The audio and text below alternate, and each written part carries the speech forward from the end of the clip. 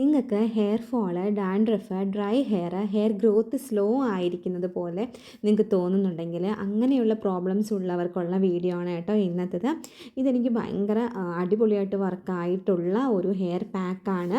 നമ്മുടെ സ്കാൽപ്പിന് ഡ്രൈനെസ് കുറയ്ക്കാനും ഹെയർ സോഫ്റ്റായി ഫീൽ ചെയ്യിക്കാനും ഡ്രൈ സ്കാൽപ്പ് ഹൈഡ്രേറ്റ് ചെയ്യിക്കാനും ഡാൻഡ്രഫ് കളയാനും ഹെയറിൻ്റെ ബ്രേക്കേജ് ഇല്ലേ അത് കുറയ്ക്കാനും ഹെയർ ഹെൽത്തി ആയിട്ട് ലുക്ക് നമുക്ക് ഫീൽ ചെയ്യിക്കാനും സ്കാൽപ്പ് ഫ്രഷായി ഇരിക്കാനും എല്ലാം ഹെൽപ്പ് ചെയ്യുന്നൊരു പാക്കാണ് കേട്ടോ. ഇത് അടിപൊളി പാക്കാണ്. നിങ്ങൾ എന്തായാലും സ്കിപ്പ് ചെയ്യാതെ കാണുക. എന്നാൽ മാത്രം ഇത് എങ്ങനെയാണ് പ്രിപ്പയർ ചെയ്യണത്, എങ്ങനെയാണ് നമ്മുടെ മുടിയുന്നത് വാഷ് ചെയ്ത് കളയേണ്ടതെന്നുള്ളത് വെരി വെരി ഇമ്പോർട്ടൻ്റ് ആണ്. അത് കണ്ടിട്ടില്ലെങ്കിൽ നിങ്ങൾക്ക് എന്തായാലും റിസൾട്ട് കിട്ടത്തില്ല. അത് ഞാൻ ഈ പാക്ക് ഇടയ്ക്കിടയ്ക്ക് ചെയ്യുന്നതാണ്. ചില പാക്കുകൾ നമുക്ക് കണ്ടിന്യൂസ് ആയിട്ട് നമ്മൾ ചെയ്യും, കാരണം അത്രയ്ക്കും റിസൾട്ടാണ് കിട്ടുന്നത്.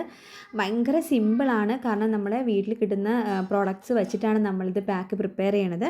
അപ്പോൾ നമുക്ക് ഒട്ടും ലേറ്റ് ആക്കേണ്ട, വീഡിയോ സ്റ്റാർട്ട് ചെയ്യാം. കഴിഞ്ഞ വീഡിയോ കാണാത്തവർ എന്തായാലും കണ്ടു നോക്കൂ, ഞാൻ അതിൻ്റെ ലിങ്ക് കൊടുത്തേക്കാവേ. ഈ പാക്ക് പ്രിപ്പയർ ചെയ്യാൻ ഭയങ്കര എളുപ്പമാണ്, കാരണം നമ്മൾ ഒരു ഇൻഗ്രീഡിയൻറ്റ് മാത്രമേ വയ്ക്കുന്നുള്ളൂ. നമ്മൾ എടുത്തിരിക്കുന്ന ഉലുവയാണ്. ഉലുവ ഒന്നുകിൽ നിങ്ങൾക്ക് തലേദിവസം വെള്ളത്തിലിടാം. ഞാനിത് രാവിലെ മോർണിംഗിൽ ഇട്ടിട്ട് ഒരു 3 മണിക്കൊക്കെയാണ് വാഷ് ചെയ്തത്. അപ്പം നന്നായിട്ട് കുതിർന്ന് കിട്ടും. ശേഷം നമ്മൾ നന്നായിട്ട് മിക്സിയിലിട്ട് അരച്ചെടുക്കുക. ഇതിൻ്റെ കൂടെ നമ്മൾ ഉലുവയുടെ കൂടെ പല കാര്യങ്ങളും ചേർത്തിട്ടുള്ള പാക്കും തയ്യാറാക്കാറുണ്ട്. ഇന്ന് ഞാൻ സിമ്പിളായിട്ട് ചെയ്യുകയാണ്. ഇത് ഭയങ്കര അടിപൊളിയാണ്.